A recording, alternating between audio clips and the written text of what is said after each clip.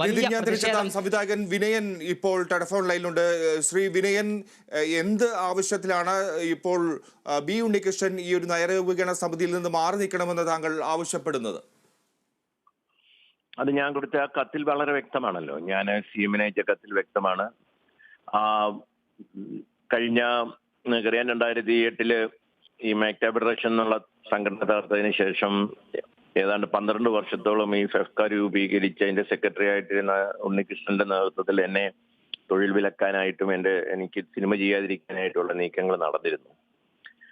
അതിന് ഈ സിനിമാ സംഘടനകളിൽ നിന്നും നീതി ലഭിക്കാതിരുന്ന സമയത്താണ് സർക്കാരിൽ നിന്നും നീതി ലഭിക്കാതിരുന്ന സമയത്താണ് ഞാൻ കോടതിയെ സമീപിച്ചത്. കോമ്പറ്റീഷൻ കമ്മീഷൻ അതിനകത്ത് ശക്തമായ നിലപാടെടുത്ത് വിധിയുണ്ടായി ഇവർക്കെതിരായിട്ട്. ഇവർ സുപ്രീം കോടതിയിൽ പോയി. സുപ്രീം കോടതിയിൽ ജസ്റ്റിസ് നരിമാൻ അധ്യക്ഷനായ 3-അംഗ ബെഞ്ച് കോമ്പറ്റീഷൻ കമ്മീഷന്റെ ശിക്ഷ ശരിവെക്കുകയും ഇവർ ഫൈനടയ്ക്കുകയും ചെയ്തതോടെ ഇവർ കുറ്റവാളികളായി. അങ്ങനെ ഒരു കുറ്റവാളി ആ സമിതിയുടെ മെമ്പറായിരിക്കുക എന്ന് പറഞ്ഞാൽ എന്നെ പോലെയുള്ള സ്വതന്ത്ര ചലച്ചിത്ര കാരനായിട്ട് നിൽക്കുന്ന എനിക്ക് അത് വലിയ ബുദ്ധിമുട്ടാകും. അത് ബഹുമാനായ മുഖ്യമന്ത്രിയെ ഞാൻ തെரியപ്പെടുത്തിയെന്ന് മാത്രമേ ഉള്ളൂ. അദ്ദേഹം നടപടി എടുക്കുമെന്ന് ഞാൻ വിശ്വസിക്കുന്നു. എന്തായാലും ഈ ബി ഉണ്ണികൃഷ്ണന്റെ ഇടപെടലുകളും അല്ലെങ്കിൽ അദ്ദേഹത്തിന്റെ നീക്കങ്ങളും ഒക്കെ പ്രവർത്തനങ്ങളും ഒക്കെ ഇത്തരത്തിൽ ചിലർക്ക് ദോഷമുണ്ടാക്കി എന്നുള്ളത് സത്യമാണ്, താങ്കളുടെ കാര്യത്തിൽ ഉൾപ്പെടെ. ഇപ്പോൾ നയരൂപീകരണ സമിതിയിൽ ഈ ഉണ്ണികൃഷ്ണനെ ഉൾപ്പെടുത്തിയാൽ, അങ്ങനെ ഉൾപ്പെട്ട് മുന്നോട്ട് പോയാൽ എന്തായിരിക്കും അതിന് പ്രത്യാഘാതം ഉണ്ടാകുക? അത് എന്ത് അപകടമായിരിക്കും അതിൽ ഒളിഞ്ഞിരിക്കുന്നത്? അല്ല, നേരത്തെ പറഞ്ഞ പോലെ തങ്ങൾക്ക് ഇഷ്ടമില്ലാത്ത, അതാണല്ലോ ഈ ഹേമ കമ്മിറ്റി എന്ന് പറയുന്ന സർക്കാർ രൂപീകരിച്ച ഒരു കമ്മിറ്റിയാണല്ലോ. അതിന്റെ നിർദ്ദേശങ്ങൾ സർക്കാർ നടത്താൻ ബാധ്യസ്ഥരാണല്ലോ. പക്ഷേ സർക്കാർ അത് നടത്താൻ ബാധ്യസ്ഥരാണെങ്കിൽ ഇതുപോലെയുള്ള സുപ്രീം കോടതിയുടെ വരെ വിധി വന്ന സ്ഥിതിക്ക് അത് അക്സെപ്റ്റ് ചെയ്തല്ലേ പറ്റത്തുള്ളൂ.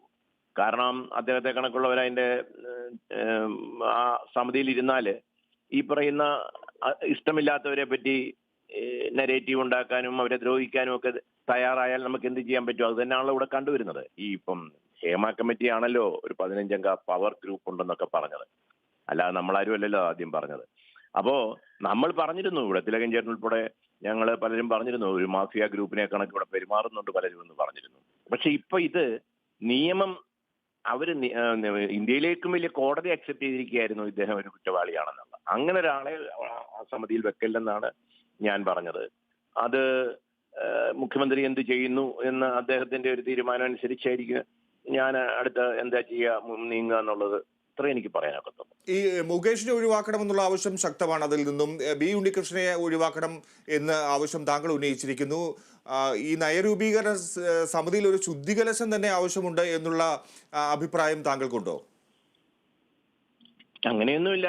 നമ്മളെ നയരൂപീകരണ സമിതി വരുന്നത് സിനിമയ്ക്ക് നല്ലതാണെങ്കിൽ തീർച്ചയായിട്ടും വരണം. അതിനകത്ത് നിയമിക്കുന്നവരെ ഈ പറയുന്നതൊക്കെ നമ്മളെ നാട് കേരളം വളരെ സംസ്കാര സമ്പന്നവും വിദ്യാഭ്യാസവും ഒക്കെ ഉള്ള ഒരു ജനതയാണല്ലോ ഇവിടെ. അവിടെ നമ്മളെ ഒന്നും പൊട്ടനാക്കാൻ പറ്റുമോ? ഇതുപോലെ ആക്ഷേപങ്ങൾ നേരിടുന്നവരെ കൊണ്ടുവരാൻ പറ്റില്ല. അതുകൊണ്ട് തന്നെ ഇടതുപക്ഷ ഗവൺമെന്റ് അതിന് അങ്ങനെ ചിന്തിച്ച് നല്ല രീതിയിൽ വരുമെന്നാണ് എന്റെ വിശ്വാസം. ഈ നയരൂപീകരണ സമിതിയിൽ കാര്യമായ വീഴ്ചകൾ ഇതിനോടകം സംഭവിച്ചിട്ടുണ്ടോ? ഇത്തരക്കാരെയൊക്കെ ഉൾപ്പെടുത്തി എന്നുള്ളത് ഒരു വലിയ സംഭവം തന്നെയാണ്, ഗുരുതര വീഴ്ചയാണ്. അതിനപ്പുറം ഇവരുടെ പ്രവർത്തനങ്ങളിൽ ഇനിയും എങ്ങനെയായിരിക്കണം എന്നാണ് താങ്കൾ ആഗ്രഹിക്കുന്നത്? ഇല്ല, വരട്ടെ. അതിന്റെ നയരൂപീകരണ സമിതി ഒന്നും ഫുൾ ആയിട്ടില്ലല്ലോ. ഷാജി എൻ കരുൺ ചെയർമാനായിട്ട് വന്നിട്ടുണ്ടെന്നേ ഉള്ളൂ. ഇപ്പൊ മുകേഷ് മാറുന്നെന്ന് അറിഞ്ഞു. പുതിയ ആൾക്കാർ വരട്ടെ. വന്നു കഴിയുമ്പോൾ ഞാൻ അതിനെപ്പറ്റി അഭിപ്രായം പറയാമെന്നാണ് എന്റെ പക്ഷം. കേട്ടോ? Okay, thank you. ശരി.